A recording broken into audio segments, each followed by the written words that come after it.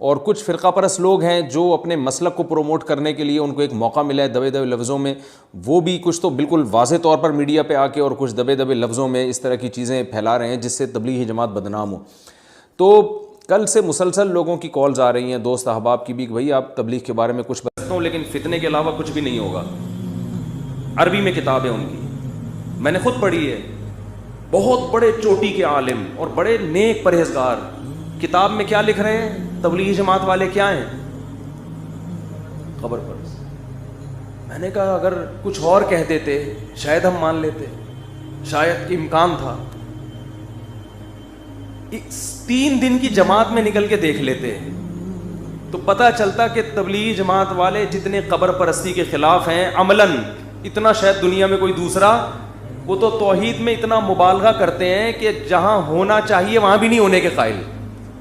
کہتے ہیں اللہ سے سب کچھ ہوتا ہے، دکان سے کچھ بھی نہیں ہوتا. اس چکر میں بعضوں نے دکانوں پہ تالے ڈال کے نکل گئے. یہ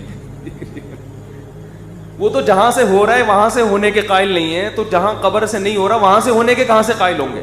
لیکن کیا ہے، فتنہ پرست لوگوں نے علماء دیوبند کی کتابوں کو سے تروڑ مروڑ کے چیزیں نکال نقول کے ایسا ملغوبہ بنا کے عرب علماء کے سامنے پیش کیا کہ وہ بھی کنفیوژن کا شکار ہوئے ہیں. میں نے کہا یہ بزرگ عالم ایک دفعہ ادھر پاکستان یا ہندوستان آ جائے، میں ان کو شب جمعہ میں لے کے جاؤں گا اور کہوں گا ان کا بیان شروع اس سے ہوتا ہے کہ اللہ سے ہوتا ہے، اللہ کے غیر سے نہیں، درمیان میں بھی یہ اور ختم بھی اسی پہ. اور ہم نے تبلیغ میں درجنوں بار دیکھا ہے کہ قبر کے سامنے سجدہ کیے ہوئے لوگوں کو اٹھا کے ان کو قبرستان سے اٹھا کے کہاں لے کر آئے ہیں؟ مسجدوں میں. تو کتابوں کے پروپیگنڈے پہ مت جاؤ، عمل دیکھو ہو کیا رہا ہے، عمل دیکھو ہو کیا رہا ہے. اگر علماء دیوبند قبر پرست ہوتے تو میں بھی کیا ہوتا. مجھے تو جو قبرستان جتنا جانا سنت ہے اتنا بھی ہم نہیں جاتے. کبھی کبھار تو جانا چاہیے، آخرت کی زیارت ہوتی ہے، ہمیں تو اتنا بھی ٹائم نہیں ملتا جانے کا. اور الزام کیا لگایا جا رہا ہے؟ اس وقت بر صغیر میں توحید اگر بچی ہوئی ہے تو علماء دیوبند کی وجہ سے، بہت بڑا کردار ہے ان کا اس میں، ورنہ سب مزار پرست ہوتے. سروے کرو، سفر کرو، میں گلگت گیا ہوں، چترال گیا ہوں، جہاں مزار پرستی نظر آئے گی وہ جگہیں جہاں علماء دیوبند کے اثرات نہیں ہیں. جہاں مزار پرستی نہیں ہے وہاں کس کی تعلیم کے اثرات ہوں گے؟ علماء دیوبند. پورے بر صغیر میں جہاں بھی جاؤ، آپ جہاں بھی جاؤ، مزار اگر نظر آ رہے ہیں، قبروں پہ سجدے نظر آ رہے ہیں، بھائی یہاں کوئی عالم دیوبند کا عالم نہیں آیا تبلیغ کے لیے. اور جہاں میں گلگت کے ایسے دیہاتوں میں گیا جہاں ایک بالش سے اونچی قبر نہیں ہے، سب مٹی کی قبریں، ایک بالش سے اونچی کوئی قبر نہیں، بڑے بڑے قبر. میں حیران یار، تم گاؤں دیہات کے لوگ، تمہیں اتنا شعور. تو سلسلہ جا کے کہاں ملے گا؟ جاء عالم من دیوبند. کہاں سے ایک عالم آئے تھے؟ دیوبند. وہ سب مزار ختم کر کے چلے گئے. تو کتابوں میں توڑ موڑ کے مشکل کشا فلانا، بھائی وہ ذو معنی الفاظ ہیں. جیسے حضرت جبریل نے کہا میں تجھے ہبہ کرنا چاہتا ہوں، مطلب یہ تھا میں نہیں، ذریعہ کون بن رہا ہے؟ میں. اس لیے اپنی طرف فی الحال شارٹ کٹ بات کی ہے میں نے، ٹھیک ہے نا، کیونکہ سب کو پتا ہے کہ اللہ کے علاوہ کوئی اولاد نہیں دے سکتا. ان شارٹ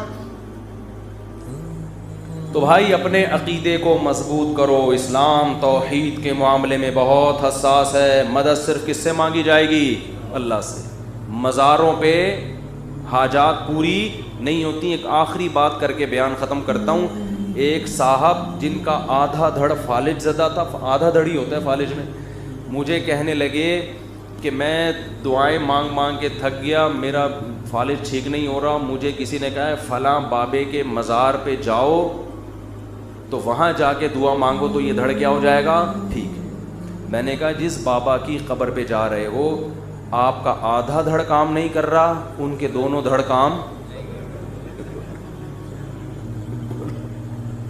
تبھی تو قبر میں گئے ہیں. میں نے کہا اگر ان کے دونوں دھڑ میں سے آدھا دھڑ دور کی بات ایک آنکھ بھی کام کر رہی ہوتی نا، مثال کے طور پر آپ کسی بزرگ کا انتقال ہو گیا، آپ نہلا رہے ہیں، ہمارا اسٹائل ہی یہ بات کرنے کا نا. جب میں نے اس کو کہا تو ہنسنے لگا. وہ میں نے کہا جس کے پاس جا رہے اس کے دونوں دھڑ کام نہیں کر رہے بھائی. تو میں نے کہا اگر پھٹے پہ ان بزرگ کو جب نہلانے کے لیے لٹایا تھا ان کا آدھا دھڑ کام کرنے لگتا، تو جو نہلانے والے ہیں ان کے دونوں دھڑ کام نہیں کرتے، مر جاتے وہ خوف سے۔ کسی بھی مذہبی تنظیم کو بدنام کرنے کا انہوں نے پوری بلی تبلیغ جماعت پہ ڈال دی ہے، اور سب کو پتہ ہے وہ کون لوگ ہیں۔ میں ایسی باتیں نہیں کرنا چاہ رہا کہ جس سے ملک میں مزید فرقہ واریت پھیلے اور ایک دوسرے پہ الزامات ہم لگانا شروع کر دیں۔ دنیا کی ایک واحد جماعت ہے جو فرقہ واریت کے لیبل سے پاک ہے، جس کے طرز عمل میں آپ کو طنز نہیں ملے گا، جس میں فرقہ واریت نہیں ملے گی، جس میں کوئی تشدد نہیں ملے گا، تبھی پوری دنیا میں بآسانی تبلیغ والوں کو ویزا مل جاتا ہے اور بآسانی وہ جا سکتے ہیں۔